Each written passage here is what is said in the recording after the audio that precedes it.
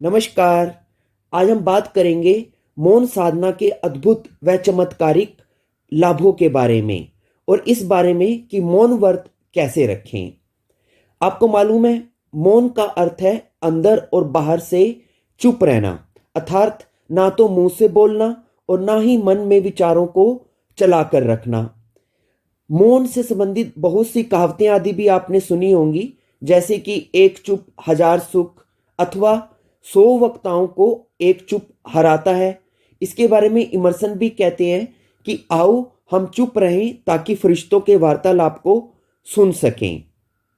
शास्त्रों में भी इस बारे में कहा गया है, मौन स्वार्थ साधनम, यानी मौन रहने से सभी काम पूरे होते हैं। और भगवान श्री कृष्ण भी गीता में कहते हैं मौन के बारे में कि मैं सभी गोपनीय विषय में मौन हूं। मौन शब्द मुनि से आया है, अर्थात मौन वह क्रिया है जिसे मुनि करते हैं। मुनि यानी संत। मौन की गणना मानसिक तप के रूप में भी की गई है।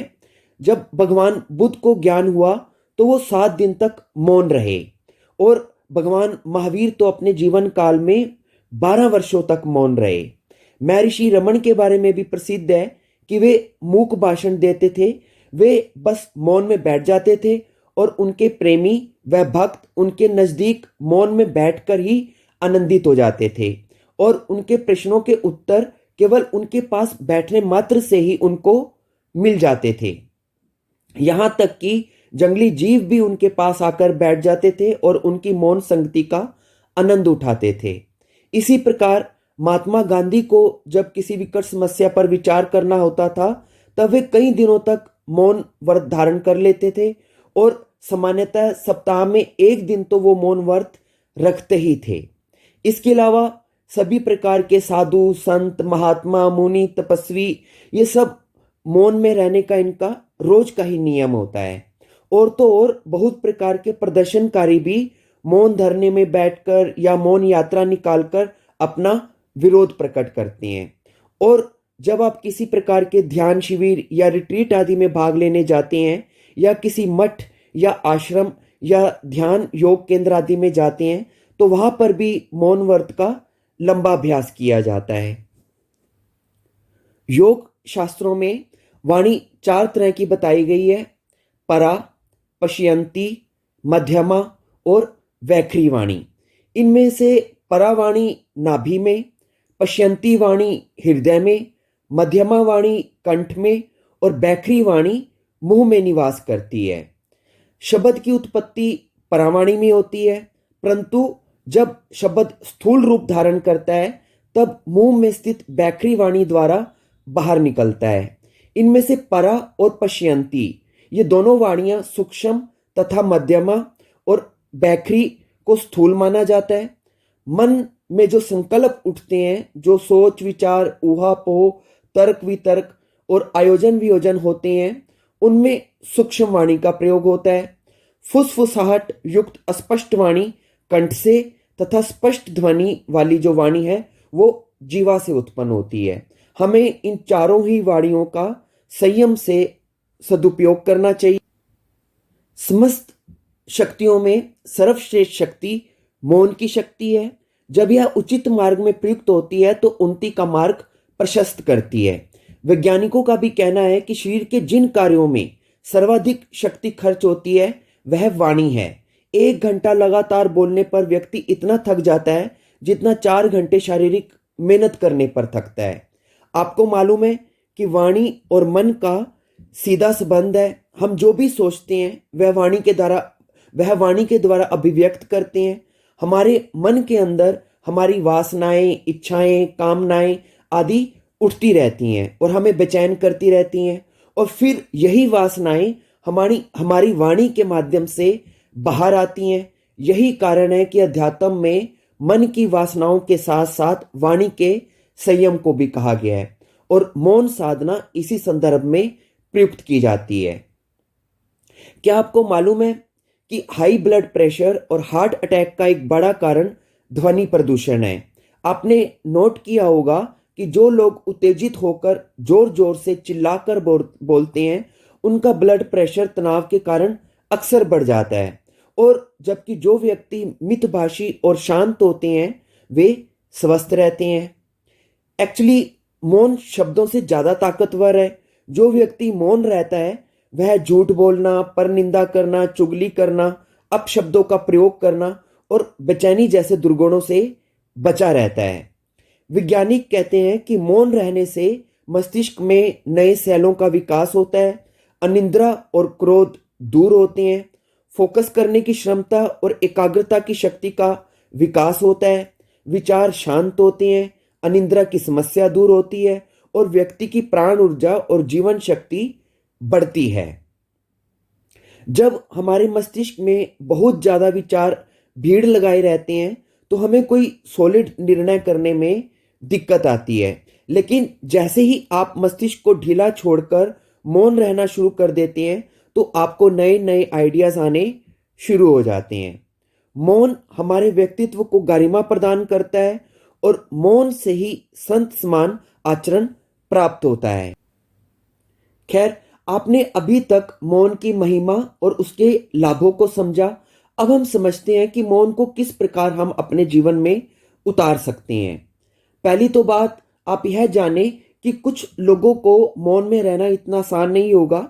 यदि आप जब भी घर में अकेले होते हैं तो उस समय आप खाली बैठने की बजाय झट से यदि आप अपना म्यूजिक या टीवी आदि ऑन कर देते हैं या कुछ भी क्रिया करने लग जाते हैं तो इसका मतलब आप मौन रहने के आदी नहीं है, आप यूज टू नहीं है साइलेंस में रहने के। एक्चुअली खाली होते ही आपके मन की बेचैनी आपको दिखने लगती है, जिस कारण से आप कुछ ना कुछ करने लग जाते हैं। लेकिन आप धीरे धीरे अपनी इस आदत को सुधार कर मौन में रहना सीख सकते हैं। तो इसके लिए आप एकदम से बड़े प्रयोग करने की बजाय पहले मौन के छोटे छोटे प्रयोग करें। उदाहरण के लिए सुबह सुबह उठने की आदत डालें। उस समय वातावरण में शांति होती है तो कुछ देर मौन में बैठकर अपने गार्डन में बैठ जाएं और सूर्योदय का आनंद लें, शीतल वायु के स्पर्श का आनंद लें और कुछ खास क्रियाएं जैसे भोजन करना, स्नान करना और पूजा आराधना करना, इस दौरान मौन रहना शुरू करें। और किसी भी नए कार्य को शुरू करने से पहले, कोई नई योजना बनाने से पहले अथवा अध्ययन पढ़ाई आदि करते समय मौन रहने की कोशिश करें। और जब भी आप किसी से वार्तालाप कर रहे हैं तो उत्तेजनावश या जल्दबाजी में एकदम से रिप्लाई ना करें। किसी बात का जवाब देने से पहले आप पॉज लें, थोड़ा रुकें, मौन रहें और फिर धैर्य के साथ आराम से जवाब दें। और जब आप घर पर हैं तो हर समय बैकग्राउंड में म्यूजिक चलाकर रखने की आदत को कम करके वातावरण में शांति बनाकर रखें और कभी कभी बिना म्यूजिक या गाने वगैरह चलाए हुए भी अपनी गाड़ी चलाने की आदत को भी डालें। और जब आप मित्र मंडली के साथ हैं, यानी कि जब आप अपने दोस्तों के साथ बैठे हुए हैं, तो कभी कभी अपने मित्रों के साथ भी 2-5 मिनट के लिए मौन में बैठने की आदत बनाएं। तो जब आप इन छोटी छोटी क्रियाओं में मौन का आनंद लेने लग जाएंगे तो फिर आप धीरे धीरे मौन व्रत भी रख सकते हैं। तो उसके लिए आपके पास कई विकल्प होंगे। जैसे आपके पास 3 विकल्प हैं। पहला, बिल्कुल ना बोलना, दूसरा लिखकर बोलना और तीसरा भावों या इशारों में बोलना। इन तीनों विकल्प में जो सर्वश्रेष्ठ विकल्प है और जो वास्तविक मौन है वो पहला ही है, यानी कि बिल्कुल ना बोलना। यदि आप जुबान से तो मौन है लेकिन लिखकर या इशारों से यदि बोल रहे हैं तो इससे आपको मौन का केवल आंशिक लाभ ही मिलेगा। इससे आपकी थोड़ी मानसिक ऊर्जा बढ़ जाएगी लेकिन अधिक लाभ इससे आपको नहीं होगा। और बिल्कुल ना बोलने में भी आपको केवल चुप ही नहीं रहना है, उसमें भी आपको पूरी तरह से मौन होना है। आपको वाणी को बंद करने के साथ साथ अपनी कल्पनाओं, कामनाओं, इच्छाओं को भी संयमित करना है।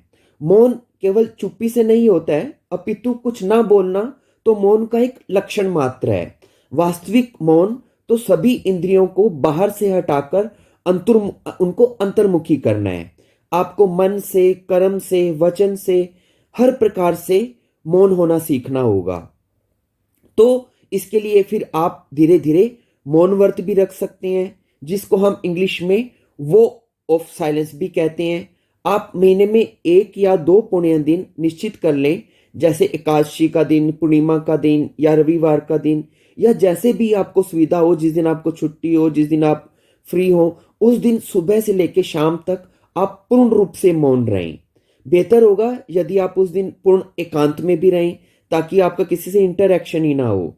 और यदि आप समाज में रह के मौन कर रहे हैं तो अपनी छाती पर आप इन साइलेंस का बिल्ला लगाकर रखें, ताकि कोई आपको बुलाए भी ना। इस प्रकार से आप अपने जीवन में मौन व्रत का अभ्यास कर सकते हैं। तो बेहतर होगा कि आप महीने में 2 दिन, 3 दिन, 4 दिन, जितने दिन भी आपको सुविधा हो, कोई एक दिन चुन लें और उस दिन आप पूर्ण मौन रखें और उस दिन पूर्ण एकांत में भी रहें और शांति के साथ उस दिन बस अपने साथ बैठें और मौन का आनंद लें। तो मुझे उम्मीद है कि आपको मेरी सारी बातें समझ में आई होंगी। मैंने आपको मौन के लाभ के बारे में, उसकी महत्ता के बारे में सब स्पष्ट किया और कैसे इसको करना है वो भी आपको बताने की कोशिश की है। तो आप इसका अभ्यास करें, आपको इससे बहुत लाभ होगा। धन्यवाद।